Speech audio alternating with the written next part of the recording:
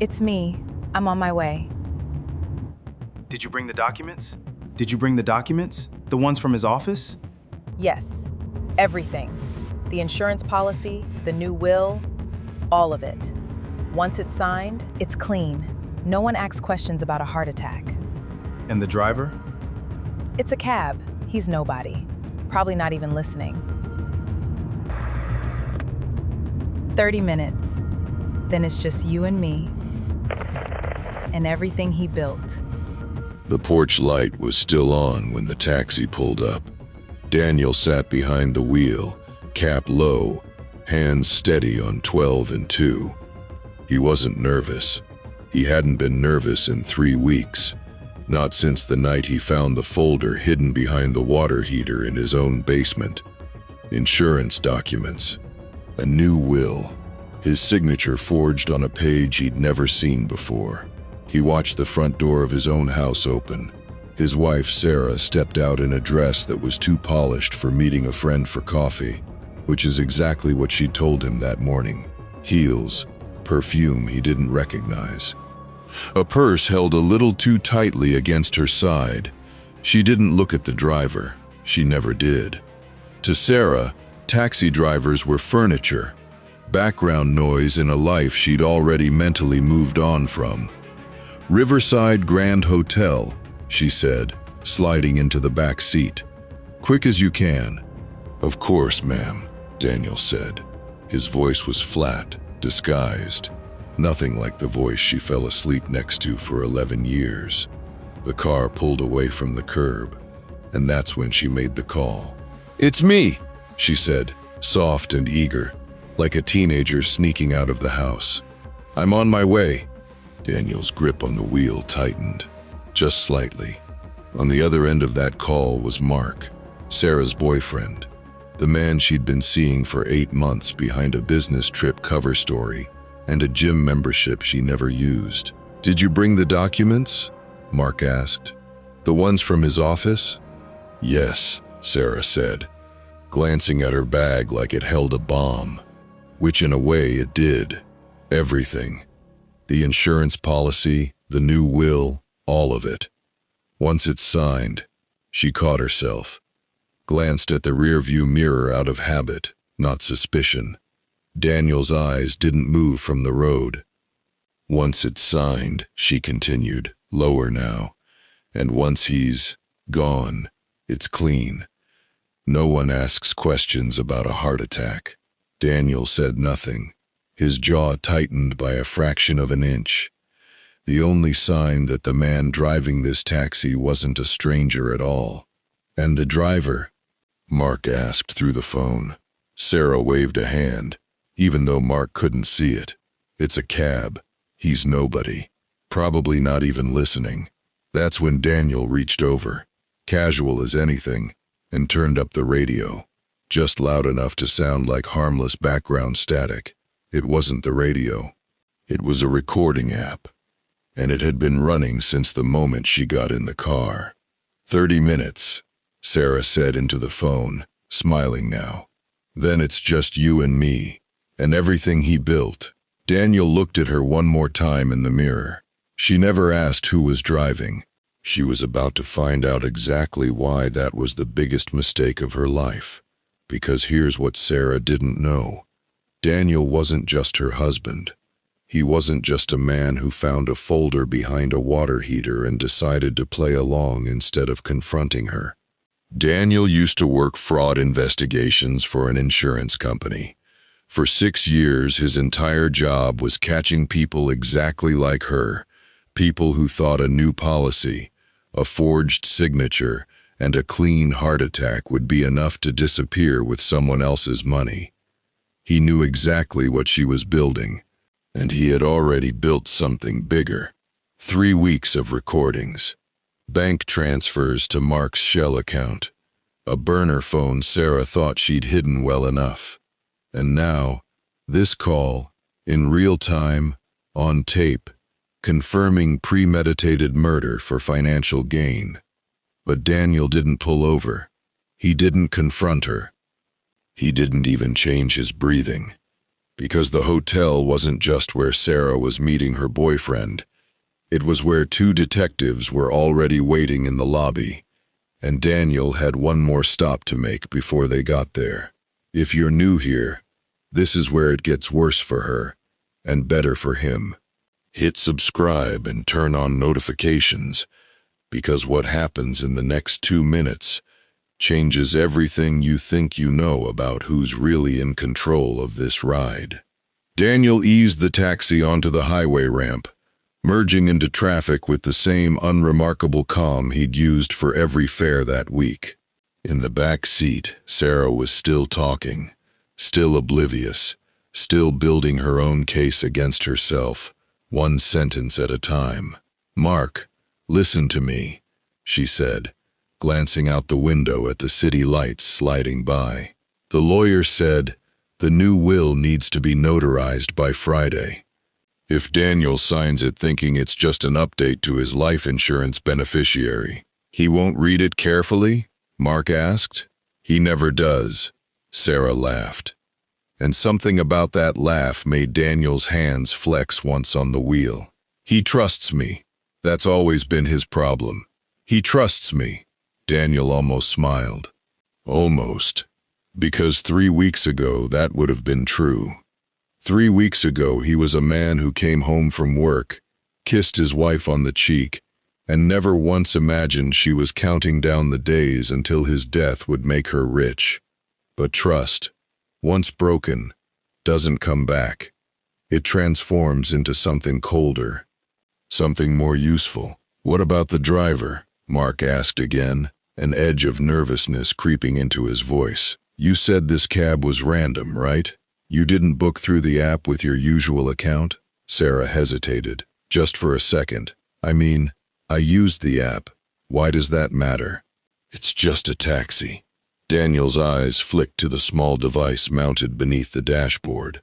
Not a GPS, a tracker that had already logged this exact route, this exact vehicle, this exact conversation, all tied to a booking made under her own verified account, with her own name, time-stamped and geotagged. She hadn't just confessed to a murder plot. She'd confessed to it with a receipt. "It's fine," Mark said, though he didn't sound convinced. "Just hurry. I don't like doing this over the phone." "We're almost there," Sarah said, checking her makeup in a small mirror. 15 minutes. Daniel adjusted the mirror slightly, not to see the road better, but to see her better.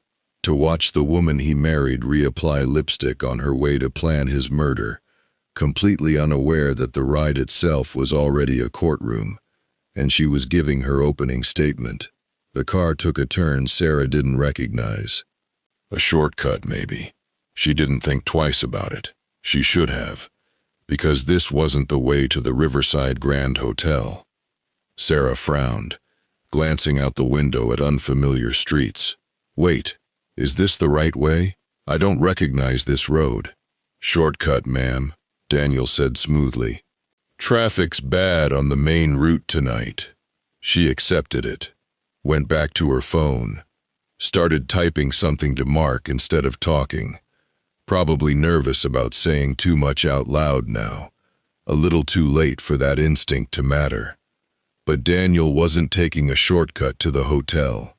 He was taking a detour past the one place Sarah never expected to see again before tonight was over, the office of the family attorney, where a very different document was waiting, one that would make everything she'd planned utterly useless.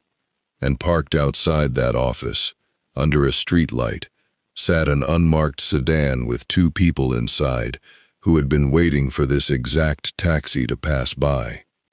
Quick reminder before we go further.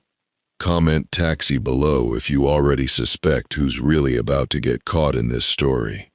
I read every single one, and trust me, most of you are about to be wrong. The unmarked sedan pulled out behind them, keeping a careful 2-car distance. Inside sat Detective Ruiz and her partner, Detective Owusu, the same detectives Daniel had been quietly working with for the past 19 days. ever since he walked into the precinct with a folder of his own and said 4 words that changed everything. I think she's planning something. At the time, he hadn't known about Mark. He hadn't known about the forged will. He'd only known his wife had been distant, secretive, disappearing for hours with excuses that didn't add up. What started as a hunch about an affair became something far darker the moment Ruiz pulled financial records and found the Shell account.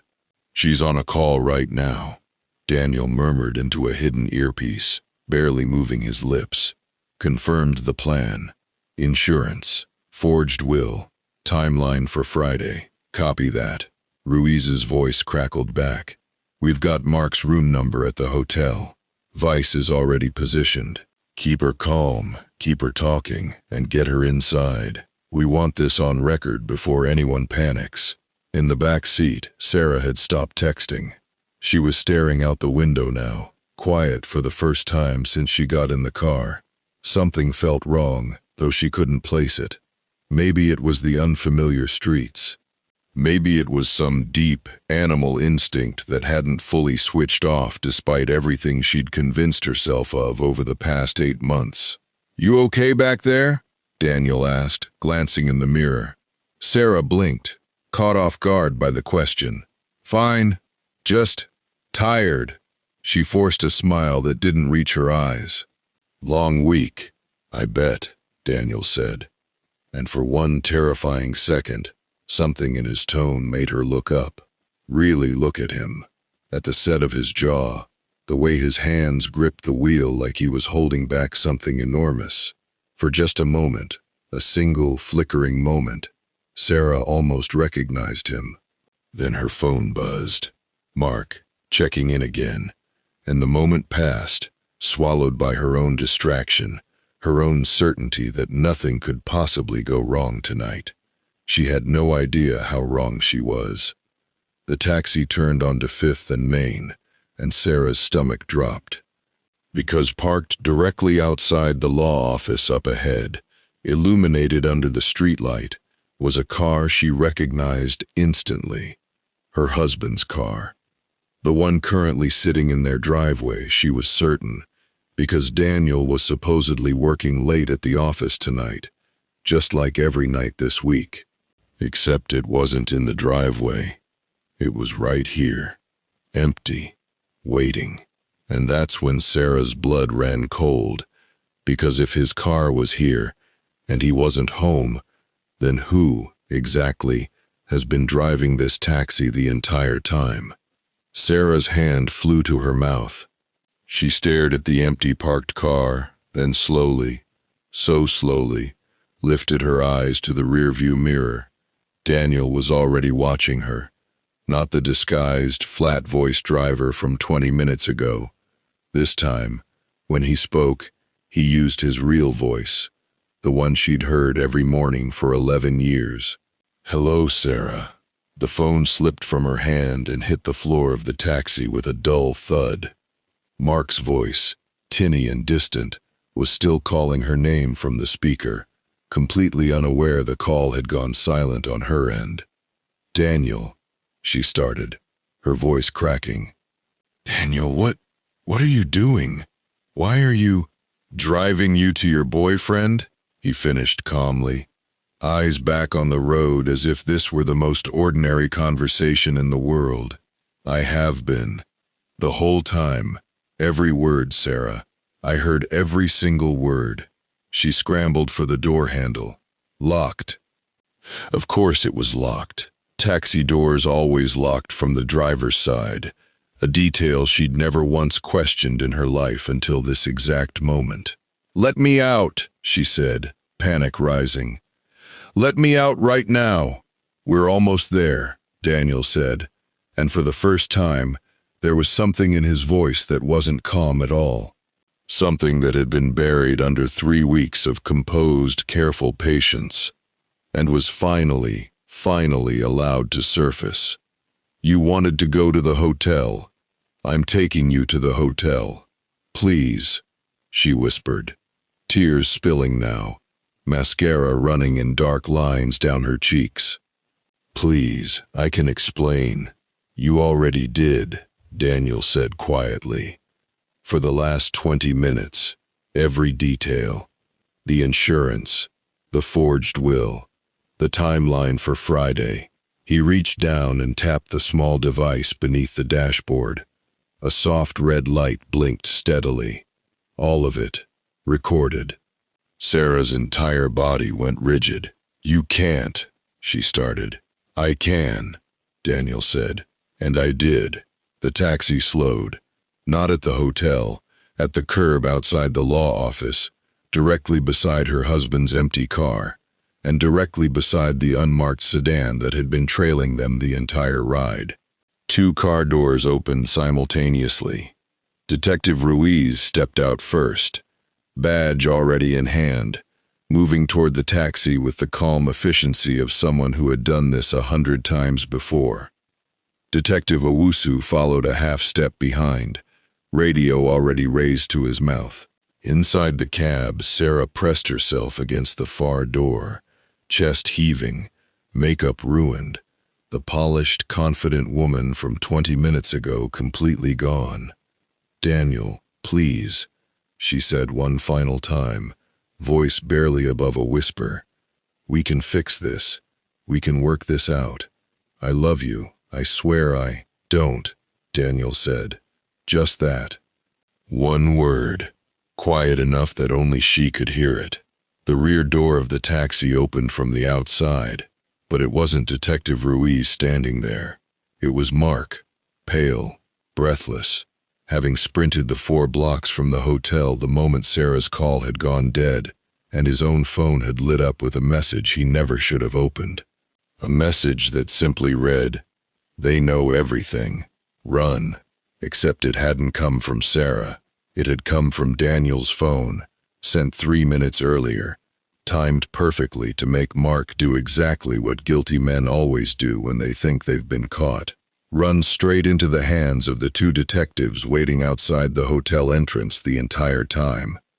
Mark froze the moment he saw the badges, saw Sarah, pale and shaking, still trapped in the back seat of the taxi, saw Daniel, very much alive, sitting calm and composed behind the wheel of a car that was never supposed to be driven by him tonight.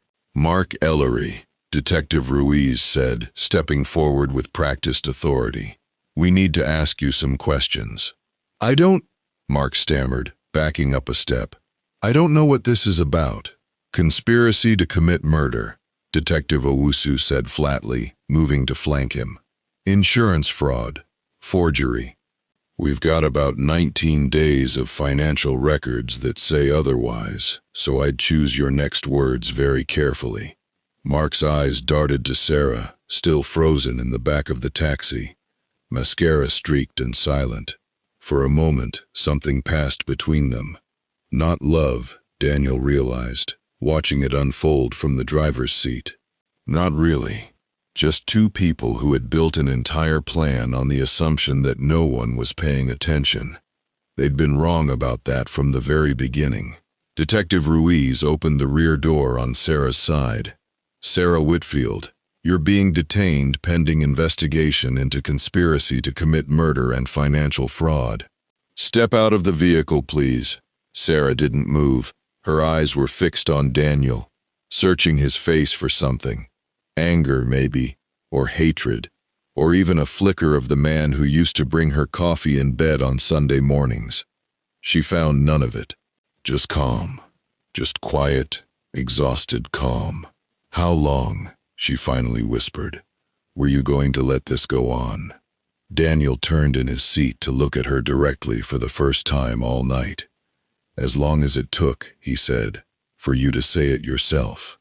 So no one could ever say I put words in your mouth. Sarah's face crumpled. And for the first time since she'd stepped into that taxi believing she was in complete control of everything, she understood, with total, sickening clarity, that she never had been. Not for a second. Not since the moment she got in the car. As Detective Ruiz gently but firmly guided Sarah out of the taxi, something fell from her lap onto the seat. The folder. The one she'd been clutching against her side since she left the house. The one with the insurance documents and the forged will, evidence she'd been planning to hand-deliver to Mark that very night. Daniel reached over and picked it up before it could hit the floor. He opened it, skimmed the first page, and what he saw there made even his practiced calm falter for just a moment. Because it wasn't just his name on that forged signature. There was a second name on the beneficiary line, a name he didn't recognize at all, and it wasn't Mark's. Daniel stared at the name for a long moment. Renata Cole. He didn't know that name, had never heard Sarah mention it. Not once. In 11 years of marriage, in 3 weeks of quiet surveillance, in 19 days of working with detectives who had traced every transaction Sarah and Mark had made. Detective Ruiz noticed his expression change and stepped closer, glancing down at the open folder in his hands. "What is it?" she asked. Daniel turned the folder toward her, pointing at the name. "This isn't Mark's name. Who is Renata Cole?" Ruiz's expression shifted, the calm professional mask slipping just slightly, replaced by something sharper, something that told Daniel this name meant a great deal more to her than it did to him. "Renata Cole," she said slowly, "is Mark Ellery's sister." The pieces clicked into place with a cold, sickening speed. This wasn't just an affair. This wasn't just a plot between two people who had fallen for each other and decided Daniel's death was the fastest route to a life together. This was bigger, more calculated, because if Mark's sister was named as a secondary beneficiary, it meant the two of them had planned an exit strategy, a way to funnel the money somewhere Daniel's own estate lawyers, and possibly even the detectives, would never think to look. Sarah hadn't just been planning to kill her husband. She'd been planning to disappear entirely, with a small fortune that was never supposed to be traceable back to her at all. And somewhere across town, Renata Cole had no idea that her name had just surfaced in the back seat of a taxi, in a folder held by the one man who was never supposed to see it. Detective Owusu was already on the radio, requesting an address for Renata Cole, his voice tight with urgency. "We need eyes on her location now. If she's part of this, she may already know something's gone wrong." But it was too late.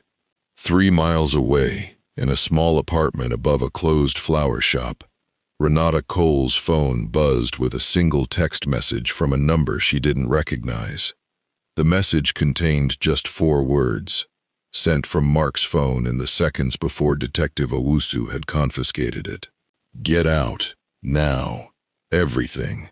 And by the time backup arrived at her apartment 40 minutes later, the door was open, the lights were on, and Renata Cole was already gone, along with a bag that had clearly been packed and ready for weeks. Back at the scene outside the law office, none of this had reached Daniel yet. He sat in the taxi, engine idling, watching as Sarah was guided into the back of the unmarked sedan, her wrists secured, her head down, the confident woman from the beginning of the night reduced to something small and hollow. Mark was placed in a separate vehicle entirely, on Detective Ruiz's explicit orders, standard procedure, to prevent any coordinated story between the two of them before formal questioning began. For a moment, the street was quiet. Just Daniel, alone in the driver's seat of a taxi that wasn't really a taxi at all, just his own car, dressed up with a light and a decal, an elaborate ruse built over 19 days to get his wife to say, out loud, in her own words, exactly what she'd been planning. Detective Ruiz approached the driver's side window, tapping gently on the glass. Daniel rolled it down. "You did good tonight," she said. "I know that wasn't easy. Easy would have been confronting her the night I found the folder," Daniel said quietly. "This was necessary." Ruiz nodded, understanding more than most people would. For what it's worth, the recording, The timeline, all of it. It's going to matter. A lot. Cases like this live or die on exactly this kind of evidence. You gave us more than enough to make sure neither of them walks away from what they were planning. Daniel looked past her, to the sedan where Sarah sat, silent and staring straight ahead, refusing to look back at the taxi one final time. She used to bring me coffee every Sunday, he said, almost to himself. 11 years. I keep trying to figure out at what point that stopped meaning anything to her. Ruiz didn't have an answer for that. Nobody ever really does. Go home, Daniel, she said gently. Get some rest. We'll be in touch about next steps. He nodded slowly, rolling the window back up as she stepped away. He sat there for a long moment, alone with the hum of the engine, the folder still resting on the passenger seat beside him. Evidence of a plan that had very nearly cost him everything. But before he could turn off the radio, his phone buzzed once against the dashboard. A message from Detective Ruiz, sent from just 20 feet away, close enough that he could see her still standing beside the sedan. One more thing. You should see this before it hits the news. Attached was a single photo, a bank statement, time-stamped from that very morning.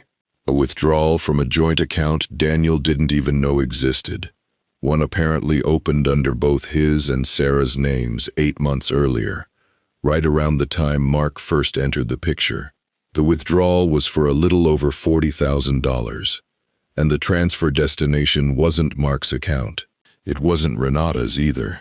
It was a private charter company, the kind that arranges one-way flights out of the country with minimal questions asked, for people who can afford to pay in cash and disappear quietly. Daniel stared at the screen for a long moment, replaying the entire ride in his mind. The forged will, the insurance policy, Renata Cole's name on the beneficiary line. None of it had been the real plan. It had been the cover story, a version of events messy enough, greedy enough, that if anyone ever got close to the truth, they'd stop digging the moment they found a motive that made sense. A jealous boyfriend, a greedy wife, a simple, tragic story about money and betrayal. But the charter flight told a different story entirely. One where Sarah was never planning to stay and enjoy the money at all. One where, the moment Daniel signed those documents, she intended to vanish completely, leaving Mark, Renata, and everyone else holding a plan that was never really built for two. It had only ever been built for one. Daniel rolled the window back down and called out to Detective Ruiz before she reached the sedan. Wait, there's something else you need to know. She turned, and for the first time all night, Daniel saw the calm confidence on her face falter, just slightly, as she walked back toward the taxi to hear what he had to say. The charter flight lead changed everything. Investigators froze the account within hours, well before Sarah's one-way ticket ever had a chance to be used. It also became the single most damning piece of evidence in her eventual trial, proof that she hadn't just conspired with Mark, but had quietly planned to betray him too, the moment the money cleared.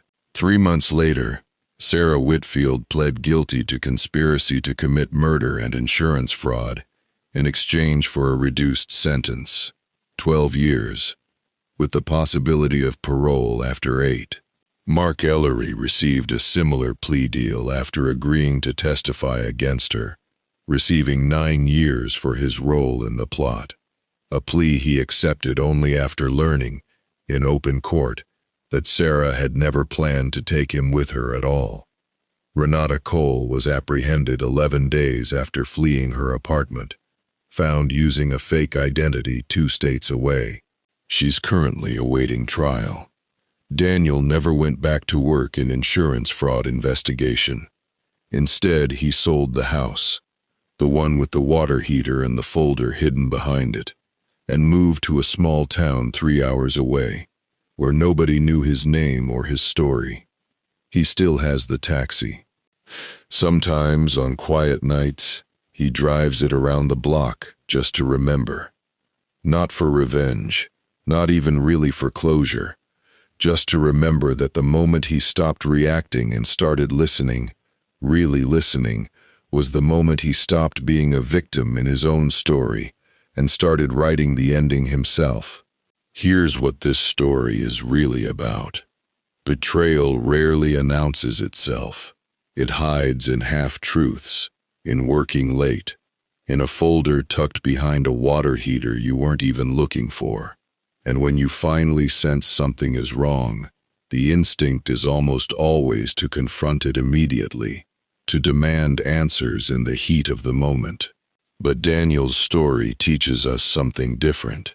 Sometimes the most powerful response to betrayal isn't anger, it's patience, it's discipline, it's the willingness to gather the truth completely, calmly, and undeniably before you ever say a word. Because the loudest reaction rarely wins, the most prepared one does. If someone in your life has ever made you feel like background noise, like someone who's probably not even listening, let this story be a reminder. Sometimes the quietest person in the room is the one paying the closest attention. And when the truth finally comes out, it's not the shouting that changes everything. It's the evidence. If this story kept you hooked till the very end, that's exactly the kind of storytelling I want to keep bringing you every single week. Subscribe now so you don't miss the next one, and turn on notifications, because these stories drop without warning, just like the twists inside them. Drop a comment below. What would you have done in Daniel's position? Confronted her immediately, or played it exactly like he did? Thanks for listening to every single word. See you in the next one.